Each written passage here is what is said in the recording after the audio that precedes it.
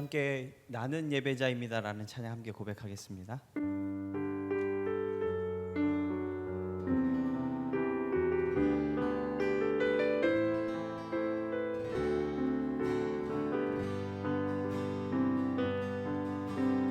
나는 하나님을 예배하는 예배자입니다. 내가 서 있는 곳 어디서나 하나님을 예배합니다. 내 영혼 거룩한 은혜를 향하여 내 마음 완전한 하나님 향하여 이곳에서 바로 이 시간 하나님을 예배합니다.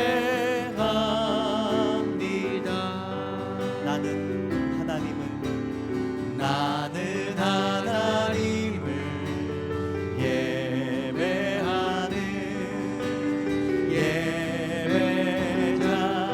예배자입니다. 내가 서 있는 곳 어디서나 하나님을 예배합니다. 내 영혼 거룩한 은혜를 향하여 내 마음 완전한 하나님 향하여 이곳에서 바로 이 시간 하나님을 예배합니다. 내 영혼 거룩한 은혜를 향하여 내 마음 완전한 하나님 향하여 이곳에서 바로 이 시간 하나님을 예배합니다.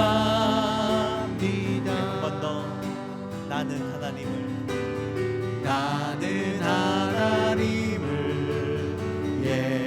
예배하는 예배자입니다. 내가 서 있는 곳 어디서나 하나님을 예배합니다.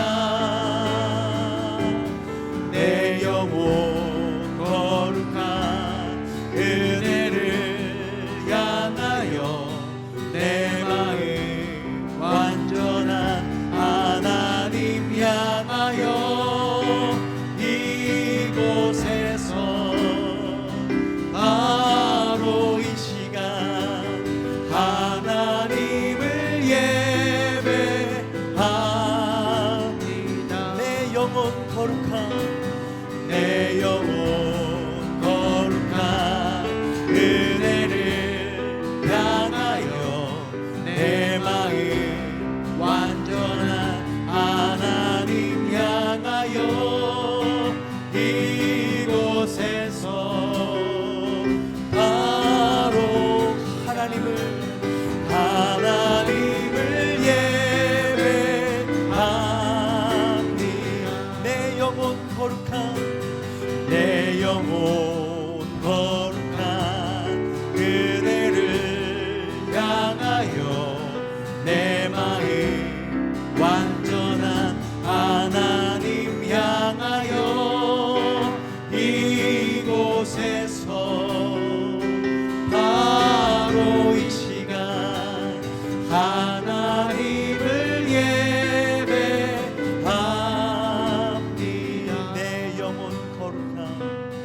내 영혼 거룩한 은혜를 향하여 내 마음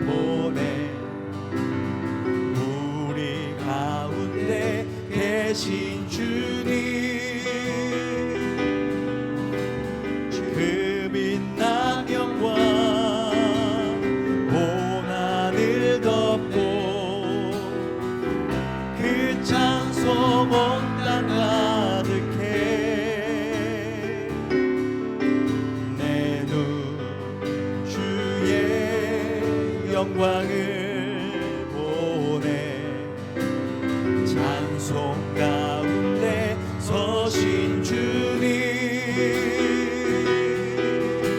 주님의 얼굴을 온 세상 향하네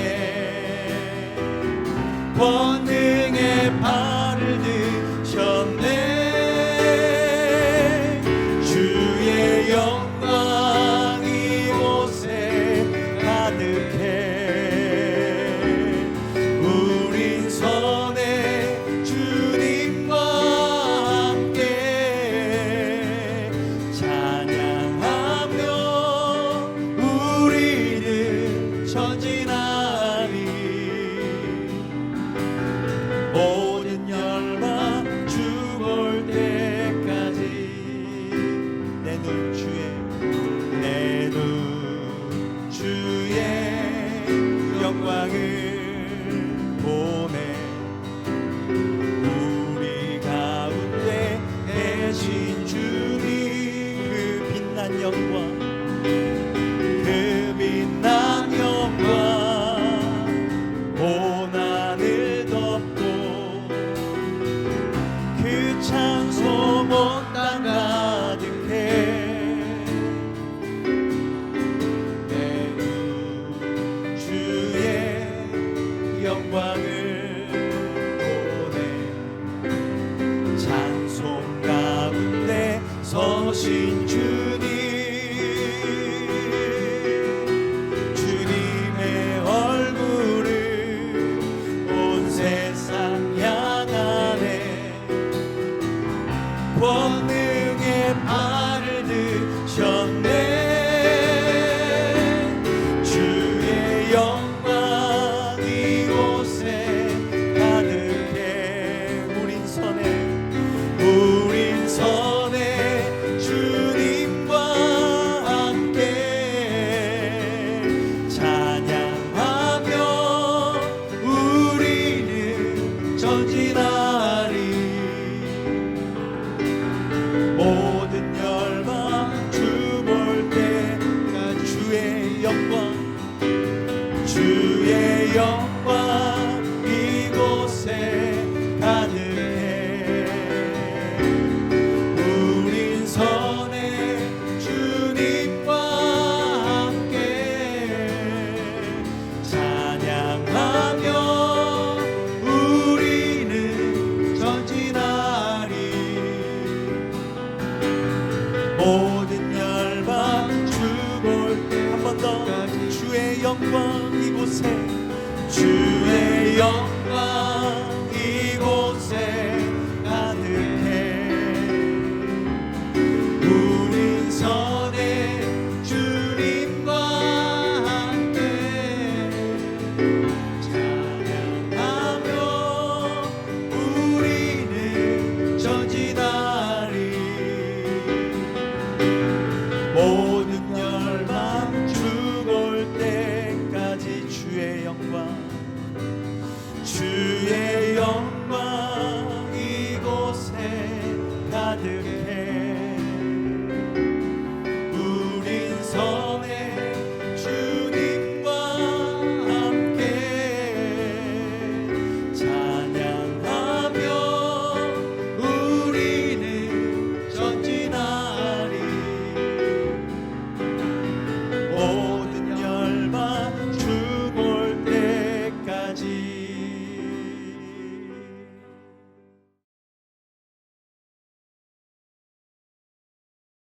사랑의 아버지 하나님, 오늘도 이렇게 예배 자리에 있게 하심을 감사드립니다. 이 자리에 계시는 분도 계시고 각자의 처소에서 예배를 드리시는 분도 계십니다.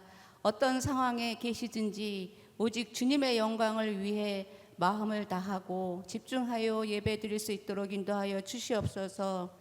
간절히 바라옵기는 저희가 혹시 습관적으로 드리는 예배를 드리고 있지는 않은가 돌아보게 하시고 간절함으로 하나님의 인재를 사모함으로 하나님이 기뻐 받으시는 예배를 드리는 우리 모두가 되기를 간절히 소원합니다. 인도하여 주시옵소서. 특별히 세계 곳곳에 교회들이 어려움들을 보내고 있습니다. 이 시기를 잘 극복하여 교회가 이제 더욱 성숙한 모습이 되게 하시고 이 어려운 시대에 바라옵기는 이 시대의 소망이 되기를 간절히 기도합니다. 인도하여 주시옵소서. 스스로 돌아보아 결단하게 하시고 돌이킬 것을 돌이키게 하시고 이 흩어져 있는 시간, 이 시간을 우리에게 필요한 훈련의 시간으로 잘 보내고 우리에게 주어졌던 일상에 대한 감사함을 돌아보면서 우리가 다시 모일 수 있는 시간에 감사함으로 성숙함으로 다시 모일 수 있도록 인도하여 주시옵소서. 특별히 부득이 저희 교회가 교회 이전이라는 큰 기도 제목 앞에 있습니다. 하나님 인도하여 주시옵소서. 단순히 건물을 이전하고자 함이 아니고 하나님이 주시는 새로운 힘을 구하기 위함이요, 다음 세대를 위해 준비하기 위함이요, 건강한 교회에 대한 갈망을 갖고 이 과정을 진행합니다. 과정 도와주시고 모든 성도가 마음을 모아서 기도하고 단 한 사람의 마음의 어려움 없이 서로 돌아보며 격려하며 함께 나아갈 수 있도록 인도하여 주시옵소서. 간구드리는 것은 요즘 코로나19로 인해서 사업의 어려움, 경제적인 어려움, 또 건강의 문제, 가족 간의 문제로 힘들어하시는 분들이 계십니다. 아버지, 그 가정들을 기억하여 주시옵소서. 하나님만이 회복시켜 주시옵소서. 우리의 염려가 기도가 되고 감사가 되고 주님이 주시는 힘으로만 채우게 하여 주시옵소서. 그래서 주님이 주시는 평강의 복을 누리게 하여 주시옵소서. 하나님, 이제 목사님 준비하신 말씀을 전하실 때 성령 충만하게 하시고 권위를 더하셔서 우리 모두가 정말 아멘으로 화답하는 귀한 시간이 될 수 있도록 인도하여 주시옵소서. 오늘 드려주는 이 예배를 받으시는 주님 홀로 영광 받아 주시옵시며 이 모든 말씀 우리를 사랑하시는 예수 그리스도의 이름으로 기도드렸습니다. 아멘.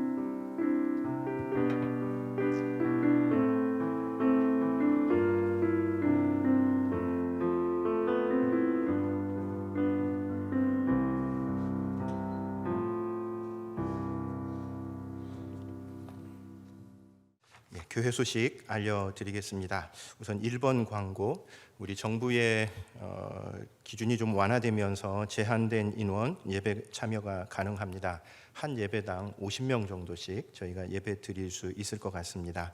다만 미리 좀 신청을 받아야 하는데 번거로우시더라도 안내 문자를 따라서 미리 좀 신청해 주시면 감사하겠습니다. 현장 예배와 더불어서 온라인 예배 병행이 됩니다. 현장 예배 오시기 어려우신 분들도 주일 오전에 제공되는 유튜브 채널과 카카오톡 채널에 올라가는 영상 예배 자료를 잘 활용해 주시면 감사하겠습니다. 2번 광고, 우리 지난주부터 수요 예배 그리고 금요 중보 기도회를 교회에서 다시 드리기 시작했습니다. 장소도 5층에서 함께 예배를 드리고 또 유튜브 채널 통해서 송출도 같이 병행을 하고 있습니다. 아마 그 유튜브 채널 통해서 같이 참여하신 분들 계실 텐데 아직은 처음이라서 좀 미숙한 부분이 많이 있습니다. 또 기술적으로 우리가 해결해야 될 부분들도 좀 많고, 그리고 참여하는 숫자나 이런 것들을 생각해 볼 때에 조금 아쉬운 부분들이 있는데 앞으로의 상황이 어떻게 될지를 저희가 좀 가늠하기 어렵기 때문에 서로 좀 익숙해지는 그런 과정이라고 생각을 하시면 좋을 것 같습니다. 아무튼 우리 수요 예배, 금요 중보 기도회 현장과 더불어서 혹시 못 오시는 분들도 유튜브 통해서 함께 은혜 나누시는 그런 시간으로 삼아 주시면 좋겠습니다. 3번, 우리 교회 이전 지금 준비하고 기도하고 있습니다. 오늘은 우리 곽윤성 집사님께서 나오셔서 그간의 진행 상황 또 기도 제목에 대해서 함께 나누어 주시겠습니다. 안녕하세요. 네. 교회 이전의 중간 보고를 여러분들에게 드리도록 하겠습니다. 오늘은 한 가지 기쁜 소식을 여러분들에게 전해 드릴 수 있게 되었습니다. 기도 제목으로도 수양관 내각에 대해서 인도해 달라고 간절히 기도하자 그랬는데 여러분들께서 기도해 주신 덕분에 하나님께서 그 길을 여셨다고 생각합니다. 매각 계약은 되었지만 완성되기 위해서는 몇 가지 조건들이 있습니다. 현재 저희들이 주택으로 화성시에만 등록이 되어 있고 법원에는 등기가 안 되어 있는 상태입니다. 그리고 매입하고자 하는 매입 당사자가 제조창으로 사용을 하기 때문에 제조창으로 시에서 허가를 득하고 법원에 등기를 해서 저희들이 넘길 예정입니다. 그 과정에 잘 진행될 수 있도록 계속 기도해 주시면 감사하겠습니다. 다음 교회 정축에 대한 설계 방안은 결정을 하고 지난 9월 26일 날 설계사와 현장을 둘러보면서 협의를 하고 설계에 지금 들어가 있습니다. 그래서 이번 주 중에는 평면도가 어느 정도 나올 계획입니다. 현재 저희들이 사용하고 있는 공간보다 많이 협소할 것들이 예상이 됩니다. 정촉하는 방향은 지금 2층에다가 약 한 25평 정도 더 넓혀서 2층을 갖다 본당으로 사용할 계획이고요. 1층에다가 약 한 5평 정도, 그리고 지하층 주차장 있는 여유 공간에다가 또 룸을 갖다 몇 개 더 설치하는 부분들을 갖다 진행하고 있습니다. 좋은 설계 도모위원이 나와서 또 교회에서 여러 공간을 갖다 사용해야 될 교육부서를 위시한 관계자들과 함께 잘 상의해서 효율적으로 사용할 수 있도록 이렇게 의견들이 다 잘 모아질 수 있도록 여러분들 기도해 주시면 감사하겠습니다.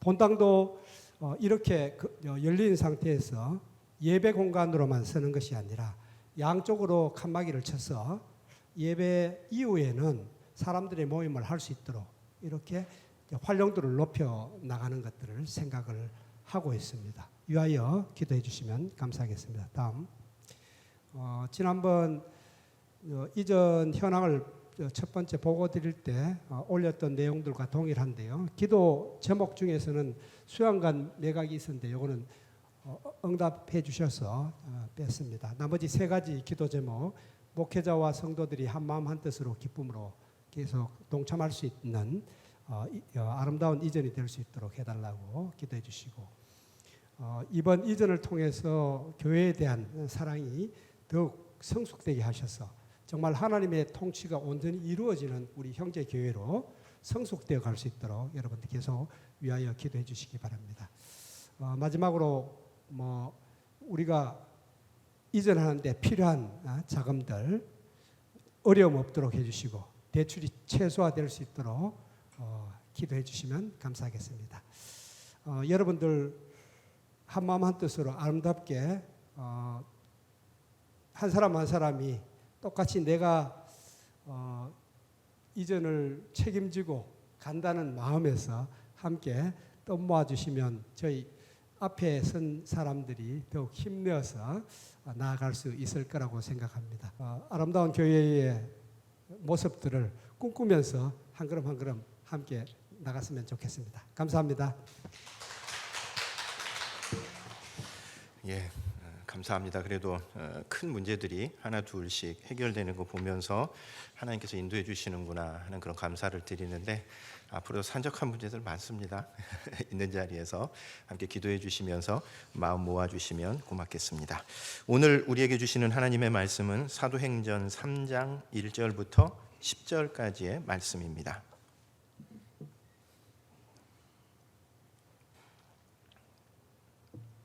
신약성경 190페이지 사도행전 3장 1절에서 10절까지의 말씀, 찾으신 줄 알고 제가 봉독하겠습니다. 사도행전 3장 1절에서 10절입니다. 제9시 기도 시간에 베드로와 요한이 성전에 올라갈새 나면서 못 걷게 된 이를 사람들이 메고 오니, 이는 성전에 들어가는 사람들에게 구걸하기 위하여 날마다 미문이라는 성전 문에 두는 자라. 그가 베드로와 요한이 성전에 들어가려 함을 보고 구걸하거늘 베드로가 요한과 더불어 주목하여 이르되 우리를 보라 하니, 그가 그들에게서 무엇을 얻을까 하여 바라보거늘 베드로가 이르되 은과 금은 내게 없거니와 내게 있는 이것을 내게 주노니 나사렛 예수 그리스도의 이름으로 일어나 걸으라 하고 오른손을 잡아 일으키니 발과 발목이 곧 힘을 얻고 뛰어 서서 걸으며 그들과 함께 성전으로 들어가면서 걷기도 하고 뛰기도 하며 하나님을 찬송하니 모든 백성이 그 걷는 것과 하나님을 찬송함을 보고 그가 본래 성전 미문에 앉아 구걸하던 사람인 줄 알고 그에게 일어난 일로 인하여 심히 놀랍게 여기며 놀라니라. 아멘. 일으켜 세우는 힘이라고 하는 제목으로 하나님의 말씀 같이 나누도록 하겠습니다. 최근에 사람들이 많이 부르는 CCM 가운데 You Raise Me Up 이라고 하는 곡이 있습니다. 사실 이 곡은 본래 2002년에 처음 발표된 곡이었다고 합니다. 그러니까 벌써 한 20년 전에 발표된 곡인데 최근에 약간 개사가 되면서 특별히 우리나라에서 아주 많이 불리고 있습니다. 가사 내용 중에 이런 내용이 있습니다. 내 마음이 우울하고 영혼이 지쳐 있을 때, 어려운 일들을 만나 마음이 무거울 때, 그럴 때 나는 모든 것을 멈추고 이 자리에서 조용히 기다립니다. 그러면 주님께서 찾아와 나와 함께 있어 주십니다. 주님은 나를 일으켜 산 꼭대기에 설 수 있게 해줍니다. 주님은 나를 일으켜 폭풍이 몰아치는 바다 위를 걷게 합니다. 주님의 어깨 위에 올라설 때 나는 강인해집니다. 주님은 나를 일으켜 나의 한계를 넘어서게 하십니다. 이런 가사의 제목입니다. You raise me up so I can stand on mountain. You raise me up to more than I can be. 주님께서 우리를 일으켜 세워주시고 다시 걷게 하시는 분이시다 하는 그런 뜻입니다. 여러분, 믿음이라고 하는 게 뭘까요? 믿음이 우리에게 나타내는 여러 가지 효과 가운데 하나가 무너진 것들을 딛고 일어서서 다시 일으켜 세우는 힘이 있습니다. 믿지 않는 사람들이 복음을 처음 듣고 받아들일 때 무너진 인생들이 다시 세워지는 일들을 요즘에도 우리가 자주 볼 수 있습니다. 또 믿는 이들도 마찬가지입니다. 우리 믿는 사람들도 간혹 가다가 낙심하거나 어려운 상황에 처해 있을 때 있지요.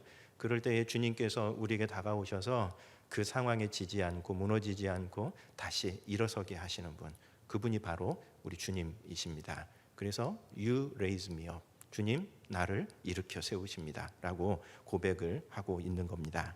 우리 고린도후서 말씀 묵상을 이제 거의 끝마쳐 가고 있는데, 고린도후서를 기록할 때 사도 바울의 상황이 바로 그런 상황이었습니다. 여러분, 사실 우리 고린도후서 읽다 보면 그 사도 바울의 그 어려운 상황이 이렇게 마음에 잘 와닿지 않는데, 사실 이 고린도후서는 사도 바울에게 있어서 어떻게 보면 최악의 상황 속에서 쓰고 있는 그런 서신입니다. 그래서 곳곳에서 사도 바울이 자신의 그 답답한 심정, 그런 것들을 호소하는 부분이 많이 나오는데, 고린도후서 4장 16절에서도 그러므로 우리가 낙심하지 아니하노니 우리의 겉사람은 낡아지나 우리의 속사람은 날로 새로워지도다. 고린도후서를 기록할 때 혹은 그 이전에 사도 바울은 정말 낙심이 될 만한, 답답하고 모든 것들이 사방에서 자기가 우겨쌈을 당하고 있다, 그런 어떤 답답한 상황 속에 처해 있었던 겁니다. 그런데 주님께서 자기를 도와주셔서 그 상황에 무너지지 않고 다시 일으켜 설 수 있는 힘, 일어설 수 있는 힘을 주셨기 때문에 우리가 어떤 상황 속에서도 낙심하지 않는다라고 고백을 하고 있는 겁니다. 여러분, 믿음은 우리를 일으켜 세우는 힘이 있습니다. 우리를 둘러싼 환경은 녹록치 않습니다. 답답합니다. 모든 것들이 우리를 우겨싸고 있는 듯한 그런 느낌을 받을 때가 있습니다. 그러나 주님께서 우리에게 주시는 그 믿음으로, 특별히 성령의 능력으로 이겨서시는 우리 교우님들 되시기를 바랍니다. 우리가 그동안 사도행전 말씀을 쭉 살펴오다가 잠시 좀 중단을 했습니다. 대면 예배가 좀 그 어려운 상황 속에서 사도행전 말씀보다는 조금 더 필요한 말씀들이 있겠다 싶어서 잠시 중단을 했다가 이제 다시 또 사도행전 말씀으로 돌아옵니다. 우리가 사도행전 3장 1절부터 10절까지의 말씀을 읽었는데, 그 바로 앞부분까지 사도행전 2장까지의 내용은 최초의 교회인 예루살렘 교회가 세워지는 그런 상황입니다. 우리가 너무나 잘 아는 사건이죠. 오순절 날 성령께서 예수님이 약속하신 대로 예루살렘 성도들에게 임합니다. 그리고 그것을 통해서 방언을 말하고 성령의 놀라운 증거들이 나타나죠. 성령이 임하셨다는 이 일은 이제 하나님의 구원 역사에서 새로운 전환점이 마련되었다라고 하는 그런 표식이었습니다. 그렇게 오순절날 성령께서 임하시고 사람들이 방언을 말하고 그런 성령의 놀라운 능력이 일어나는 것을 보고 유대인들이 굉장히 의아했습니다. 아주 깜짝 놀랐습니다. 그때에 베드로가 일어서서 유대인들이 기다리던 메시아가 바로 예수님이셨다라고 아주 강하게 선포를 하고 그 설교에 힘입어서 3,000명이나 되는 사람들이 침례를 받습니다. 그리고 처음으로 이제 예루살렘 교회가 공식적으로 출범을 하게 되는 것, 그것이 바로 우리가 읽은 앞부분까지의 내용이었습니다. 그리고 그 예루살렘 교회는 모든 교회, 그 이후의 역사 속에 존재하는 모든 교회의 모델이 되는 그런 교회입니다. 나중에도 우리가 보겠지만 예루살렘 교회가 완벽한 교회였느냐 하면 그렇지는 않습니다. 예루살렘 교회도 부족한 점이 있었고 약점이 있었지만, 그러나 그 이후에 모든 교회들은 이 예루살렘 교회가 전해준 영적인 전통, 그것 위에 서려고 노력합니다. 왜냐하면 이 예루살렘 교회가 바로 교회의 원형이라고 할 수 있는, 우리 흔히 이제 요즘은 DNA 그렇게 표현을 하는데, 교회를 교회답게 하는 그 DNA가 예루살렘 교회에 있었기 때문에 그렇습니다. 그래서 3,000명의 성도들이 침례를 받고 서로 하나님 앞에 예배하고 말씀을 배우면서 양육받고 서로 교제하고 선교하는 것, 예배와 말씀과 교제와 선교라고 하는 이 네 가지 교회를 교회답게 하는 DNA가 예루살렘 교회 초기에서부터 형성되어 있었던 겁니다. 그리고 이제 오늘 우리가 읽은 이 3장부터 이제 본격적으로 그렇게 출범한 예루살렘 교회가 어떻게 사역을 해나갔는지, 초대교회, 예루살렘 교회의 본격적인 이야기가 펼쳐지는 것이 오늘 본문의 내용입니다. 오늘 본문에서 우리가 조금 먼저 좀 살펴봐야 할 것은, 분명 교회가 새 언약 공동체로 출범을 한 것은 사실이지만 옛 언약 공동체, 그러니까 구약의 공동체, 성전에 의해서 대표되는 그 구약 공동체와 교회 공동체가 공존하고 있었던 상황을 오늘 말씀에서 우리가 볼 수 있습니다.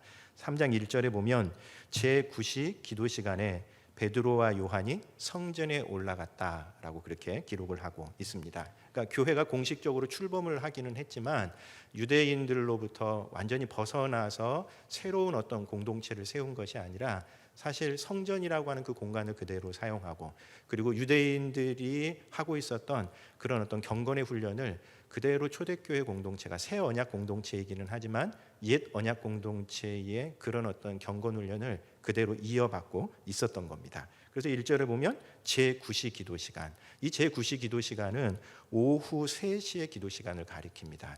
그러니까 요즘은 우리가 12시를 하루의 시작으로 잡지만 옛날에는 해 뜨는 시간, 그때 이제 6시 정도가 됩니다. 그때부터 시작해서 시간을 계산하는 겁니다. 그래서 유대인들은 하루에 3번 기도하는 것을 자신들의 경건 훈련의 아주 중요한 과정으로 생각을 했습니다.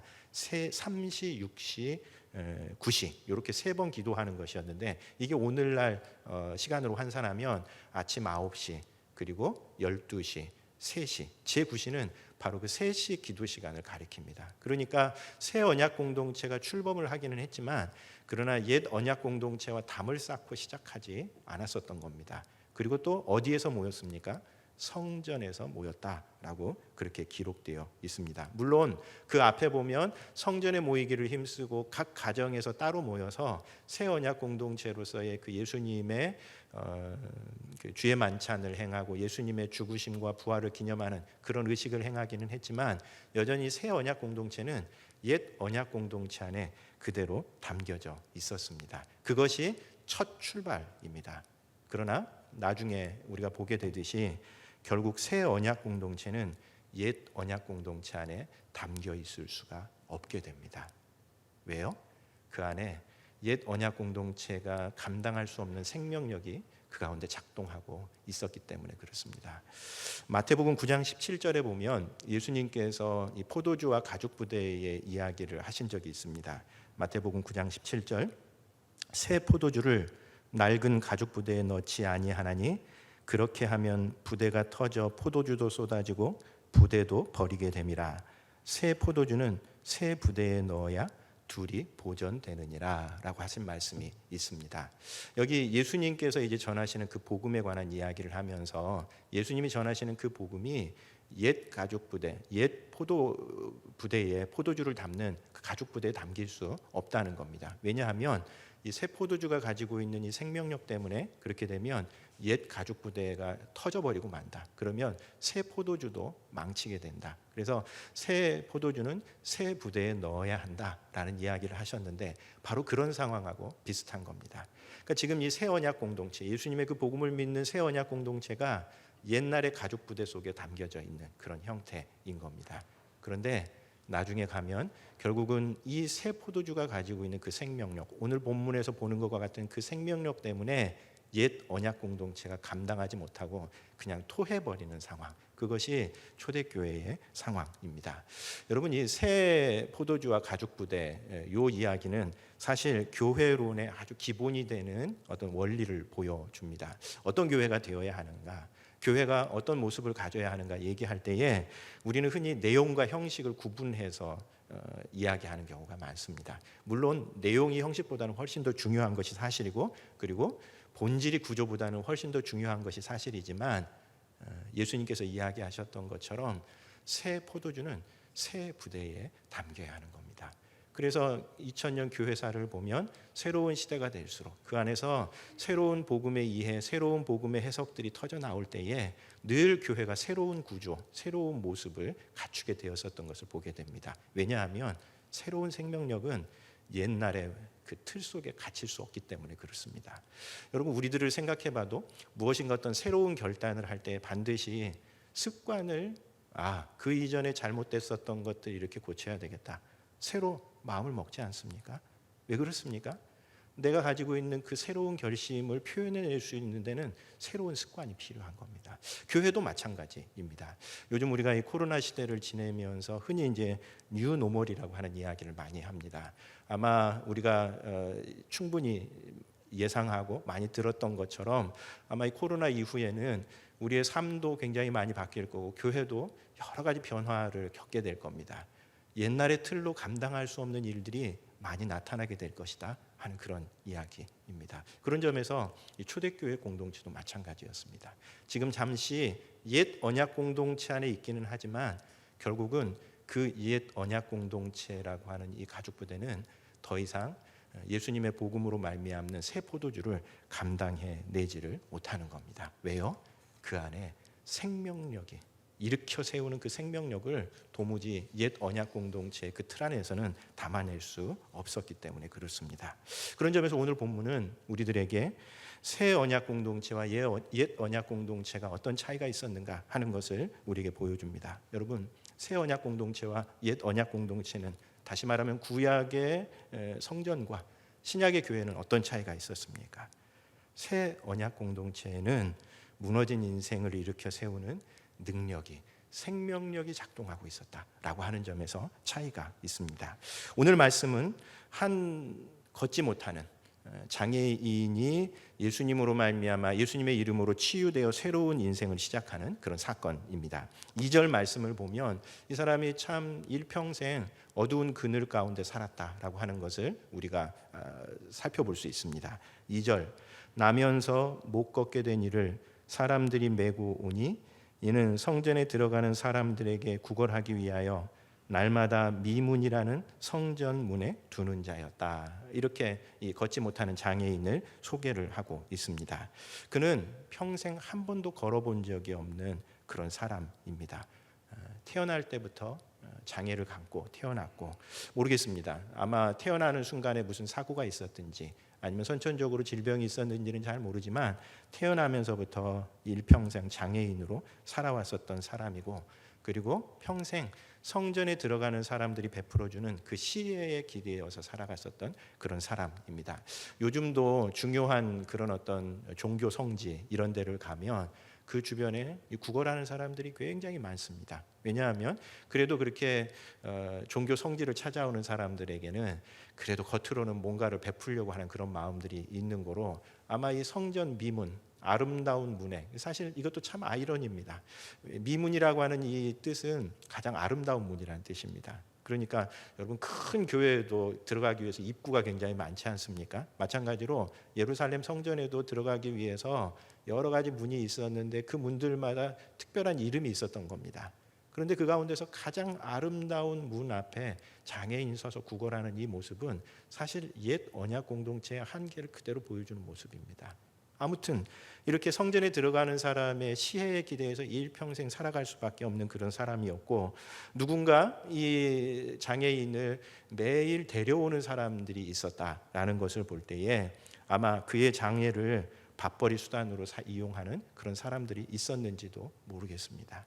평생 걸어보지도 못하고 자기 스스로 어떤 독자적인 그런 어떤 인생을 살아가지 않고 누군가에게서 평생 기대어서 살아갈 수밖에 없는 사람, 그늘 가운데 살아갔었던 그 사람이었었던 겁니다. 3절 4절 말씀에 그가 베드로와 요한이 성전에 들어가려 함을 보고 구걸하거늘 베드로가 요한과 더불어 주목하여 이르되 우리를 보라 하니, 여기 베드로와 요한이 주목했다라고 하는 이 단어는 여기 그 세 개의 보다라고 하는 동사가 다 나오는데 다 좀 다른 표현들입니다. 여기 베드로와 요한이 주목했다, 보았다라고 하는 이 말은 주목하다라고 하는 그런 뜻입니다. 그러니까 오래 바라보다, 응시하다라고 하는 그런 뜻입니다. 그러니까 이제 성전에 올라가는데 잠깐 스쳐봤더니 장애인이다, 이게 아니라 오랫동안 그 장애인을 주목해서 바라보았다는 겁니다. 이게 예수님께서 복음서에서 보면 사람들을 치유하실 때 하셨던 행동 가운데 하나입니다. 그 사람을 주목해 보시는데 바로 이 베드로와 요한도 그 장애인을, 성전 미문에 앉아 있는 그 장애인을 주목해서 바라봅니다. 무슨 뜻이었겠습니까? 아마 이 장애인이 겪었었던, 그동안 평생 겪었었던 삶의 무게와 고통을 그대로 공감했을 것이고 마음속에서 무언가 긍휼한 마음들이 품어져 나왔었던 것 같습니다. 그리고 이 걷지 못하는 장애인이 베드로와 요한에게 다른 사람들에게 했던 것과 마찬가지로 무언가를 달라고 손을 내밀었을 때에 이 베드로와 요한은 옛 언약 백성들, 구약의 성전에서 베풀었었던 것과는 다른 선물을 이 장애인에게 줍니다. 5절 6절 말씀 우리 한번 같이 읽어보도록 하겠습니다. 5절 6절 같이 읽습니다. 그가 그들에게서 무엇을 얻을까 하여 바라보거늘 베드로가 이르되 은과 금은 내게 없거니와 내게 있는 이것을 내게 주노니 나사렛 예수 그리스도의 이름으로 일어나 걸으라 하고. 무언가 자기에게 줄 것이 있을까? 다른 사람들처럼 무언가 주기를 바라는 그런 마음으로, 여기 보다라고 하는 이 말은 무엇을 얻을까요? 바라보았다라고 하는 이 말은 기대하면서 바라보는 것을 가리킵니다. 그러니까 뭐라도 동전 하나라도, 그래서 자기 먹고 살아갈 수 있는 어떤 방편이 되기를 바라는 마음속에서 기대하는 마음으로 베드로와 요한을 보았는데, 그때 베드로와 요한은 은과 금은 내가 줄 수 없다.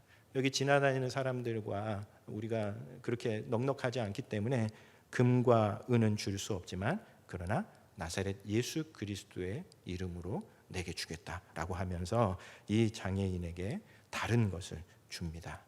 여러분, 그런 점에서 이 성전의 가장 아름다운, 우리 머릿속에 한번 그려볼 수 있습니다.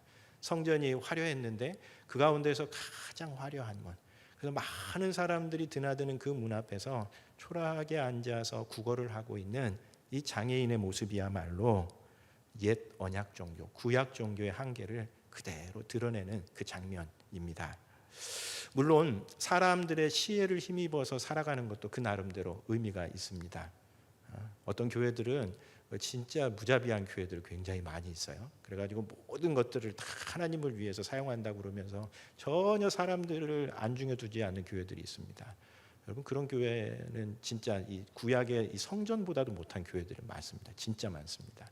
누군가에게 시혜를 베풀고, 당연히 오고 가는 사람들의 그 좋은 마음들, 긍휼의 마음들이 하나님뿐만 아니라 사람들에게도 흘러 넘쳐야 되죠. 그런 점에서 사람들의 시혜에 힘입어 살아가는 것도 의미가 있습니다. 그러나 더 중요한 것은 무엇입니까? 그 사람이 하루 살아갈 수 있는 그런 어떤 수단을 해결해 주는 것이 아니라 그의 근본적인 문제를 해결해 주는 것이었었죠. 그것이 바로 이 사람을 한 사람의 인격으로 다시 더 이상 그늘 가운데 살아가지 않고 자신의 당당한 모습대로 살아갈 수 있도록 일으켜 세우는 그 일이었습니다. 이게 바로 오늘 복음을 통해서 일어나는 그 일입니다. 여러분, 모든 종교들은 우리들의 문제에 대해서 나름대로 해결책을 내놓습니다. 종교들이 다 무익한 것은 아닙니다. 물론 그 가운데는 진짜 강도보다도 못한 정말 비인간적인 종교들도 있지만, 그러나 종교가 가지고 있는 좋은 장점 중에 하나는 우리의 삶의 문제를 그래도 어떻게든 풀어주려고 노력하고 애쓰는 그런 모습들이 있습니다. 그럼에도 그 방법들이 근본적인 해결은 되지 못하는 겁니다. 그 근본적인 방법은 오직 예수 그리스도를 통해서만 이루어지는데, 그런 점에서 오늘 이 성전 앞에 있는 이 장애인의 모습은 옛 언약 종교가 한계 가운데 있었던 것을 보여줍니다. 그런데 새 언약 공동체에서는 놀라운 일이 일어납니다. 예수 그리스도의 이름으로 말미암아 7절 8절 오른손을 잡아 일으키니 발과 발목이 곧 힘을 얻고 뛰어 서서 걸으며 그들과 함께 성전으로 들어가면서 걷기도 하고 뛰기도 하며 하나님을 찬송하는 이런 일이 새 언약 공동체를 통해서는 일어나게 되는 겁니다.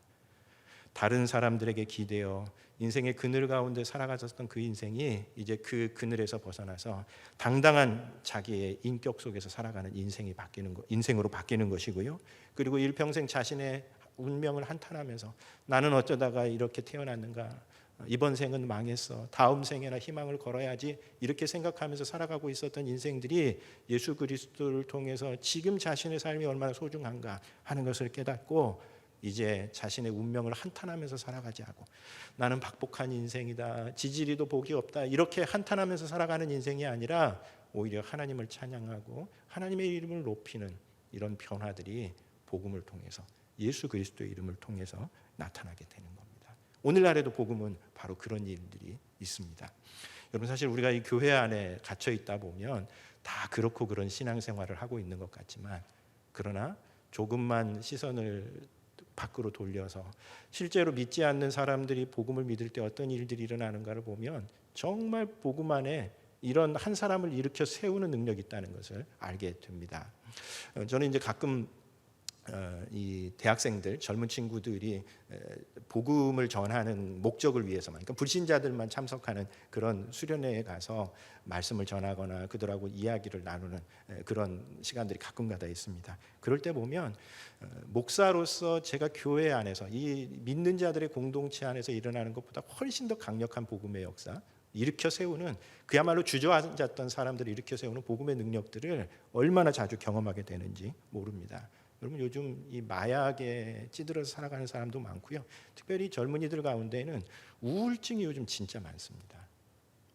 어떤 친구들은 부모님의 그늘에 완전히 갇혀서 일평생 살아가는 친구들 굉장히 많습니다. 그래서 부모님이 애증의 대상이에요. 부모님들이 자기를 사랑하는 것은 알겠는데 그 사랑이 진짜 자기를 위한 사랑일까? 아니면 부모님들의 욕심을 채우기 위한 사랑일까? 우리 가끔 드라마 같은 거 보면 부모님들이 자식을 위해서 온갖 것 다 헌신해 주는데 사실 그 마음 안에 잘 들어가 보면 부모님들의 욕심을 채우기 위한, 남들 앞에서 우리 자식들이 인류대학에 갔습니다, 우리 자식들이 잘 되었습니다, 저는 아무것도 안 했는데 다 했습니다, 이런 어떤 이야기를 하기 위한 욕심이 그 가운데 숨어 있는 경우들 있잖아요.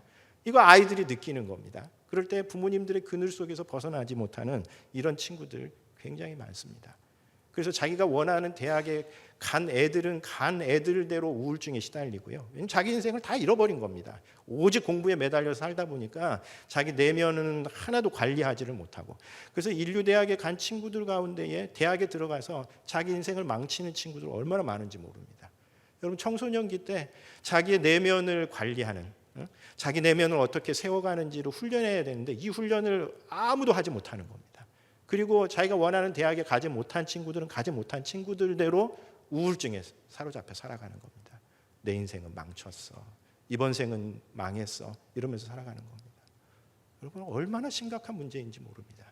그런데 이 친구들에게 예수 그리스도가 전해지는 그 순간, 예수 그리스도의 이름을 듣는 그 순간, 그리고 그 이름이 이 친구들의 마음속에 심장에 꽂히는 순간, 이제 더 이상 그 그늘 속에서 살아가지 않는 겁니다. 자신의 운명을 한탄하던 사람이 변해서 마치 장애인이 하나님을 높이 찬양했던 것처럼 완전히 다른 삶을 살아갑니다. 왜 그럴 수 있습니까? 그것은 새 언약 공동체 안에 예수 그리스도의 이름이 작동하고 있기 때문에 그렇습니다. 6절 말씀 우리 다시 한번 읽어보도록 하겠습니다. 같이 읽습니다. 베드로가 이르되 은과 금은 내게 없거니와 내게 있는 이것을 내게 주노니 나사렛 예수 그리스도의 이름으로 일어나 걸으라. 이게 새 언약 공동체가, 오늘날의 신약의 교회 공동체가 이 땅에 있는 모든 사람들에게 해줄 수 있는 가장 중요한 선물입니다. 여러분, 교회는 사람들을 금과 은으로 어떤 변화를 가져오는 존재가 아닙니다. 교회는 예수 그리스도의 이름으로 그 사람들을 일으켜 세우는 곳, 그늘 가운데 살아가던 사람들이 하나님을 찬양할 수 있도록 하는 것, 그것이 바로 새 언약 공동체인 겁니다. 여러분, 그런 점에서 오늘날 신약교회에도 예수 그리스도의 이름이라고 하는 너무나 소중한 보화가 담겨져 있습니다. 여러분, 왜 예수 그리스도의 이름일까요? 오늘날에도 우리도 생각을 해보면 이름이라고 사실 어떤 일들을 할 때에 직접 그 사람 당사자가 일하는 경우는 별로 없습니다. 오늘날에도 대체로 뭐가 일을 많이 하죠? 그 사람의 이름이 일을 하는 겁니다. 이 이름이라고 하는 것은 당사자가 있지 않은 상황에서도 그 당사자와 똑같은 효과를 발휘하는 겁니다. 그런 점에서 오늘날 신약 공동체 안에 바로 그 예수님이 현존하신다는 것을 보여주는 것이 나사렛 예수 그리스도의 이름을 우리가 갖고 있는 겁니다. 그런 점에서 오늘날 교회에는 은과 금에 의해서 사역하는 것이 아니라 예수 그리스도의 이름으로 사역하는 곳이 되어야 합니다. 오히려 은과 금보다 예수 그리스도의 이름이 약화되는 순간 교회는 엄청난 문제에 봉착하게 되는 겁니다. 이 토마스 아퀴나스라고 하는 중세의 대신학자가 있습니다. 그러니까 이제 우리가 흔히 신학자들, 교회사에서 아주 중요한 신학자들을 꼽을 때에 중세 신학을 집대성한 사람 이야기하면 이 토마스 아퀴나스를 이야기할 수 있는데, 이때의 교황이 이노센트 교황이었고, 이때는 진짜 교황권이 중세에, 결국은 중세가 마감하게 된 게 이 교황권 때문에 그랬었는데, 이 교황권이 그야말로 최고조에 달했었던 이 교황이 바로 교황 이노센트였습니다. 이 두 사람이 어느 날 교황청에서 만나서 함께 이야기를 하고 있었답니다. 토마스 아퀴나스와 교황 이노센트가 함께 발코니에서 이야기를 하고 있는데, 그때 마침 여러 나라들로부터 세금을 수송해오는 마차가 교황청으로 들어오고 있었던 상황이었습니다. 이때에 교황이 너무 뿌듯해가지고 토마스 아퀴나스에게 이런 얘기를 했다고 합니다.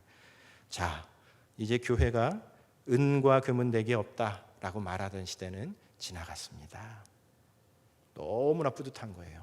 모든 나라들에서 온 세금이 오는 그 모습이, 그리고 교황청에 그 세금이 다 들어오는 그 모습을 보면서 교황이 너무 뿌듯했었던 겁니다. 이때 토마스 아퀴나스가 이렇게 대답했다고 합니다. 그렇습니다, 교황. 그러나 이제 교회는 나사렛 예수 그리스도의 이름으로 일어나 걸으시오라고 말할 수 없게 되어버렸습니다. 라는 이야기를 하고 있는 겁니다. 저는 이게 교회가 가질 수 있는 아주 중요한 약점을 지적해 주는 거라고 생각합니다. 교회가 예수 그리스도의 이름보다 금과 은혜에 더 의존하는 그 순간 교회는 타락의 길을 걷게 되는 겁니다. 비록 금과 은은 없다 할지라도 예수 그리스도의 살아 역사하는 그 교회는 교회 속에서 그 엄청난 박해에 굴하지 않고 살아남았습니다. 그러나 금과 은혜에 의존하는 교회들은 세상이 타락할 때 그 타락의 길을 고스란히 걷고 말았습니다. 그런데 이 문제가 바로 오늘날 우리 교회가 안고 있는 문제입니다. 예전에 비해서 교회는 굉장히 부유해졌습니다. 그렇죠? 우리 처음에 우리 한국 교회만 생각해봐도 그렇습니다. 저도 사실 그런 점에서 우리 선배 세대들이 했었던 그 고생을 거치지 않았습니다. 그때는 정말 교회가 그냥 예수 이름만 갖고 있었습니다. 금과 은 하나도 없었습니다. 근데 이제 시간이 좀 지나면서 교회가 굉장히 부유해졌습니다. 예루살렘 성전보다 어떤 의미에서는 더 화려한 성전을 지을 수 있었고요. 그리고 이제 그 돈을 가지고서 나름대로 영향력을 행사할 수 있습니다. 요즘 이 교회가 이 영향력을 행사하기 위해서 일종의 이 이익 집단이 되어버린 그런 어떤 모습들을 사람들이 굉장히 싫어합니다. 왜요? 이 금과 은을 교회가 갖고 있기 때문에 나타난 그런 현상인 겁니다. 최근 올 가을이 되면, 매년 가을이 되면 이 교단들마다 총회를 하는데요. 이번 총회는 정말 역사 속에서 오래 기록될 그런 총회들을 다 했습니다. 그냥 바닥에 치는 총회들이었습니다. 일단 코로나 상황 때문에 다 모이지 못한다라고 하는 그런 어려움이 있었는데 이번 교단 총회들마다 다뤄야 될 핵심적인 이슈가 있었습니다. 예를 들어서 명성교회 세습 문제에 대해서 다시 바로잡는 문제라든지, 아니면 이 코로나 상황 속에서 교회가 어떻게 정말 새로운 뉴 노멀 시대에 걸맞는 교회 사역을 펼쳐갈 것인가 진지하게 고민하는 그런 총회가 되었어야 하는데 이 이슈들이 전부 다 죽어버린 겁니다. 교회의 정치화되고 있는 이 문제 앞에서도 교회가 스스로 회개했어야 되는데 회개하지 않았습니다. 이유가 뭘까요? 여러 가지 이유를 얘기할 수 있습니다. 가장 중요한 문제는 교회가 이제 금권에 사로잡혔다는 겁니다. 돈이 나오는 교회들에게는 이제 더 이상 아무 말도 하지 못하는 교회가 되어버린 겁니다. 그런 점에서 은과 금은 내게 없거니와 나사렛 예수 그리스도의 이름으로 내게 준다라고 하는 이 말은 오늘 우리들에게도 주시는 말씀입니다. 어떤 교회가 돼야 됩니까? 은과 금으로 사역하는 교회가 아니라 예수 그리스도의 이름으로 사역하는 교회가 되어야 한다는 이야기입니다. 저는 그런 점에서 우리 교회가 사실 개척 초기부터 선교와 구제에 많은 재정을 사용하는 것에 대해서 하나님 앞에 참 감사할 일이라고 그렇게 생각을 합니다. 그러나 요즘 제가 좀 들으면서 우리가 그렇게 되지 않아야 되겠다 스스로 좀 돌아보는 것은 우리가 은과 금으로만 그 일들을 하려고 해서는 안 된다는 겁니다. 왜요? 진짜 사랑은 접촉을 통해서 일어나기 때문에 그렇습니다. 은과 금으로 일하기는 정말 쉽습니다. 그러나 선교 현장을 돌아보고 우리 주변에 정말 어려운 사람들은 없는지 가서 일일이 살펴보는 그런 어떤 시선과 그리고 터치를 통해서 사랑이 전달되는 더 강력한 사랑이 전달되기 때문에 그렇습니다. 제가 우리 교회에도 가끔 이제 교회들마다 재정적으로 좀 도움을 주면 좋겠다 이러면서 찾아오시는 분들이 있습니다. 이런 분들 이제 여러 가지 개인적인 사정을 이야기하지만 결국은 마중에 가면 딱 한마디예요. 자기가 지금 고향으로 내려가는데 차표가 필요하다. 차값 버스비를 좀 주면 좋겠다. 아니면 하룻밤 뭔가를 지낼 수 있는 어떤 비용을 달라. 이게 이제 마지막 결론입니다. 제가 몇 번 그 전에는 이제 선한 마음에 좋은 마음에 돕기도 하고 현금을 드리기도 했죠. 이제 제가 현금이 없기도 하지만 몇 번 지나면서 이게 그들을 위해서 별로 좋은 방식이 아니구나라고 하는 것을 깨닫게 됐습니다. 왜냐하면 이 교회 지나고 난 다음에는 내일은 또 다른 교회 가서 그 비슷한 삶의 방식을 살 것이기 때문에 그렇습니다. 그래서 제가 그 이후에 제 나름대로 갖고 있는 원칙이 있습니다. 그게 뭐냐면 절대 직접 돈은 주지 않는다. 제가 같이 식당에 가서 제가 식사를 대접합니다. 그리고 난 다음에 제 머릿속에서 이 사람은 어떻게 도울 수 있을까? 제 머릿속에서 계산을 합니다. 그래서 집사님들에게 연락도 좀 하고 혹시 도울 수 있는 방법이 없겠냐, 며칠 동안이라 좀 묵을 수 있도록 해줘야 되는 것 같은데 없겠냐라고 하면서 제 나름대로 사방팔방 방법을 강구하고 나면 밥 먹고 난 다음에 이 사람이 안 옵니다. 이런 일들을 서너 번 겪으면서 제 나름대로 그냥 돈으로 해결하는 것은 가장 손쉬운 방식이구나. 우리가 이거에 익숙해지면 안 되겠구나. 그런 생각들을 더 많이 하는 겁니다. 여러분, 우리 교회 금과 은으로 일하는 교회가 아니라 예수 그리스도의 이름으로 일하는 교회가 되었으면 좋겠습니다. 여러분, 어떻게 교회가 이렇게 무너진 사람들을 이렇게 세울 수 있습니까? 그것은 부활하신 예수님의 능력이 교회 안에 있기 때문에 그렇습니다. 여기 보면 바로 그 걷지 못하던 장애인들에게 예수 그리스도의 이름으로 일어나 걸으라 라고 이야기할 때 이 일어나라, 에게이로라고 하는 이 단어가 사실 예수 그리스도의 그 부활을 가리키는 사건입니다. 여러분, 부활은 어떤 사건입니까? 죽은 자들 가운데서 일어나신 예수님께서 일어나신 그 사건인 겁니다. 그 부활하신 예수 그리스도의 그 능력이 새 언약 공동체, 교회 공동체 안에 살아있기 때문에 예수 그리스도의 이름으로 무너졌었던 인생들을 향해서 일어나라고, 예수님이 부활하셨듯이 이제 너도 부활할 수 있고 너도 그 능력을 힘입어서 살아갈 수 있다고 이야기할 수 있는 겁니다. 그런 점에서 여러분, 오늘 우리들에게 주신 그 예수님의 이름에도 무한한 능력이 있는 줄로 믿습니다. 부활하신 그 예수 그리스도의 능력이 오늘 우리들에게 있는 줄로 믿습니다. 그래서 오늘 우리들은 여전히 믿지 않는 이들에게 복음을 전해야 합니다. 왜요? 죄로 인해 무너진 인생들을 다시 일으켜 세우는 힘은 오직 부활하신 예수 그리스도의 이름에만 있기 때문에 그렇습니다. 아마 코로나 이후의 상황 속에서도 사람들의 삶은 더 힘들어질 겁니다. 이럴 때 우리가 교회가 해줄 수 있는 가장 소중한 선물이 뭐겠습니까? 나사렛 예수 그리스도의 이름을, 부활하신 예수 그리스도의 그 이름으로 일어나 걸으라고 그들에게 복음을 소개하는 일입니다. 뿐만 아니라 우리들도 날마다 다시 일으켜 세우시는 그리스도의 그 능력을 힘입어서 살아가야 될 줄로 믿습니다. 왜냐하면 우리의 환경이 녹록하지 않기 때문에 그렇습니다. 고린도후서 4장 8절부터 10절까지를 보면 사도 바울이 어려운 상황 가운데서 고린도후서를 쓸 때 그 최악의 상황 속에서 자신이 경험했었던 그리스도의 능력을 이렇게 얘기합니다.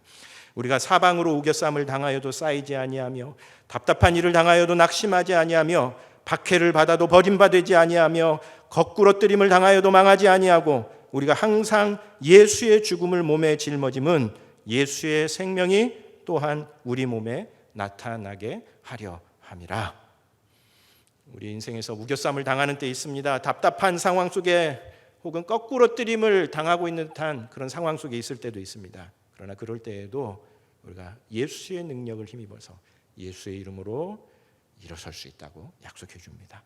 여러분, 새로 시작되는 한 주간도 예수님의 능력을 힘입어서 삶의 현장에서 승리하시는 우리 교우님들 되시기 바랍니다. 기도하겠습니다. 주님, 오늘 우리들에게 초대교회와 똑같이 예수 그리스도의 그 이름을 허락하셔서 감사합니다. 부활하신 예수 그리스도의 능력이 오늘 우리들에게 있는 줄 믿습니다. 우리가 금과 은으로만 사역하는 교회가 아니라 예수 그리스도의 능력으로 사역하는 자들 될 수 있도록 도와주시옵시고, 여전히 무너진 인생 가운데서 어찌할 바를 알지 못하는 이들에게 예수 그리스도의 복음을 전하는 교회 되게 하여 주시옵소서. 무엇보다 답답하고 우겨쌈을 당하고 때로는 거꾸로 뜨림을 당하는 것 같은 그런 상황 속에서도 여전히 우리와 동행하시는 그 예수 그리스도의 능력으로 말미암아, 그 이름의 능력으로 말미암아 다시 일어서는 우리들 되게 하여 주시옵소서. 예수님 이름으로 기도하옵나이다. 아멘. 우리 예수의 이름으로 같이 찬양하겠습니다.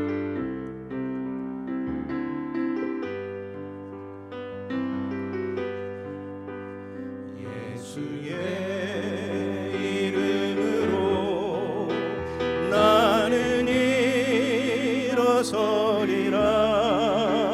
주가 주신 능력으로 나는 일어서리라. 원수가 날 향해 와도 무너지지 않으리. 주가 주신 능력으로, 주가 주신 능력으로, 주가 주신 능력으로 일어서리. 다시 한번 찬양합니다. 예수의 이름으로, 예수의 이름으로 나는 일어서리라. 주가 주신 능력으로 나는 일어서리라. 원수가 날 향해 와도 쓰러지지 않으리. 주가 주신 능력으로, 주가 주신 능력으로, 주가 주신 능력으로 일어서리. 원수가 날 향해 와도 쓰러지지 아니리. 원수가 날 향해 와도 쓰러지지 않으리. 주가 주신 능력으로, 주가 주신 능력으로, 주가 주신 능력으로 일어서리.